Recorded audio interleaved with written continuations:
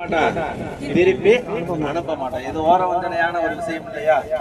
ஒப்பந்தம்னாக்க உன் வீட்டுக்காரன் என் வீட்டுக்கு வரக்கூடாது, என் வீட்டுக்காரன் உன் வீட்டுக்கு வரக்கூடாது, வந்தா அவரை திருப்பி அனுப்பணும் அப்படின்னு தான் ஒப்பந்தம்.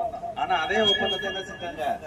சாதாரணமா மக்காவாசிகள் மதினாவுக்கு சொன்னா நீங்க மக்காவுக்கு அனுப்பிச்சிடணும். ஆனா மதினாவாசிகள் மக்கா வந்துட்டா நாங்க திரும்ப மதினாவுக்கு அனுப்ப மாட்டோம் அப்படிங்கிற ஒப்பந்தம் போட்டாங்க. உடன்படிக்கை. அப்புறம் உமராசிகள் கடைசியில் என்ன செய்யல? அனுமதிக்கணும். அந்த அனுமதி இல்லாதனால திரும்பவும் எங்களுக்குள்ளேயே முறிச்சுட்டு, ஆனா சஹாபாக்கெல்லாம் கடுமையான கோபத்துல இருந்தாங்க. நாங்க உம்ரா செய்யறதுக்காண்டி வந்துட்டு என்ன நடந்தாலும் பரவாயில்ல, நாங்க கௌபத்துல்லாவை உம்ரா செய்யாம சவாப் செய்யாம நாங்க வர மாட்டோம், உம்ராவுடைய நியத்துல வந்துட்டோம், ஆனா செஞ்சதே ஆகும் அப்படின்னு முடிவு பண்ணாங்க. ஆனா நபி ஸல்லல்லாஹு அலைஹி வஸல்லம் அவங்க தடுத்துட்டாங்க. ஆனா தடுத்தவங்க கேட்கல. கடைசியாக இதுக்கு என்ன முடிவு அப்படிங்கறத பாத்தீங்கன்னா, கடைசியில நபி ஸல்லல்லாஹு அலைஹி வஸல்லம் மனைவிமார்கள் இதை இது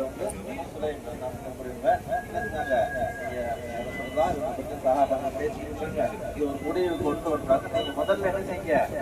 ஒரு ஒட்டகத்தை அறுத்து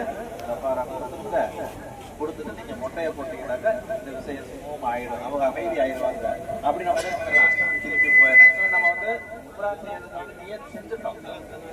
உம்ரா செய்யாம இருந்தோம்னாக்கா அது என்ன செய்யணும்? அதனால இப்ப வரக்கூடிய ஹாஜி என்ன செய்வான்? இஹ்ராமுடைய ஆடையை அணிந்து விட்டால் அது என்ன செய்யக்கூடாது? அகற்றக்கூடாது, தலையை மறைக்கக்கூடாது, அந்த ஆடை சுமையாக என்ன செய்யப்படக்கூடாது? அகற்றப்படக்கூடாது. அப்படி அகற்றினால் ஒரு கஃபாரா கொடுத்தாரு, ஒரு ஆள் கொடுத்தாரு,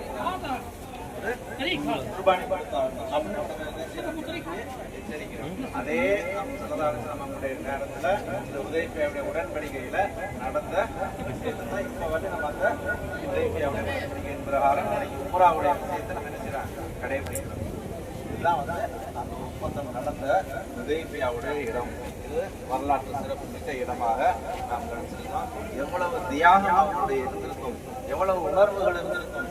அல்லாஹ்வுடைய ஆலயத்தை பார்த்து அவர்கள் பார்த்து வளர்ந்து கட்டின அந்த கௌபத்துல்லாவை அவங்களுக்கே நுழைய முடியாத ஒரு சூழ்நிலை, உங்களே நுழைய முடியல, உங்களே தடுத்து.